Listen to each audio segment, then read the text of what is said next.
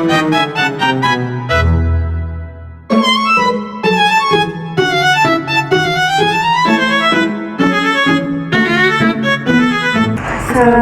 warahmatullahi wabarakatuh.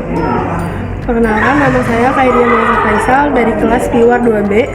Perkenalkan, nama saya Nabila Safa dari kelas Keluar 2B. Di sini kami akan sedikit menjelaskan tentang keringanan dan pembebasan bea masuk. Selamat menonton. Selamat menonton.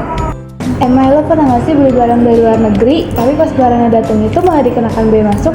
Parah banget, gue kira tuh udah beres di ongkir, ternyata harus bayar pajak lagi. Jadi mahal banget deh. Iya, padahal gak semua barang impor itu bisa dikenakan bea masuk. Bahkan dia itu bisa dibebaskan atau diringankan loh. Wah, beneran? Gimana tuh caranya? Yuk kita bahas bareng-bareng. Pemerintah memberikan fasilitas pembebasan bea masuk untuk barang-barang bantuan bencana.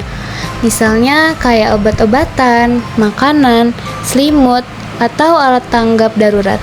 Jadi, kalau ada gempa, banjir, atau bencana lainnya, bantuan dari luar negeri bisa langsung masuk tanpa dikenakan biaya tambahan. Tujuannya yaitu untuk mempercepat penyaluran bantuan kemanusiaan dan meringankan beban korban bencana. Jadi kayak bantuan luar negeri untuk korban bencana gempa itu bisa langsung masuk gitu aja? Bener banget, yang penting ada izin dari instansi terkait, misalnya BNPB ataupun lembaga kemanusiaan. Bagus sih, gak kebayang kalau masih kena bea masuk, barangnya jadi telat sampai deh. Bener banget, fasilitas itu juga bisa untuk dunia pendidikan loh.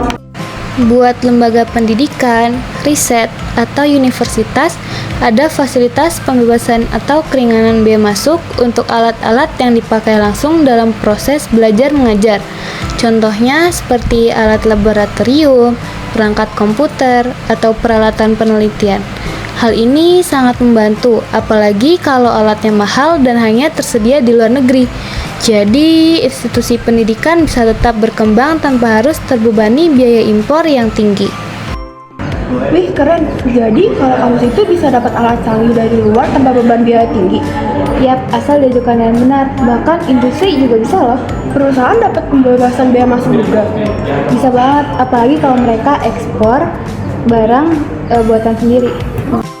Kalau perusahaan mengimpor bahan baku atau mesin untuk membuat produk ekspor, mereka bisa mengajukan fasilitas KITE atau kemudahan impor tujuan ekspor.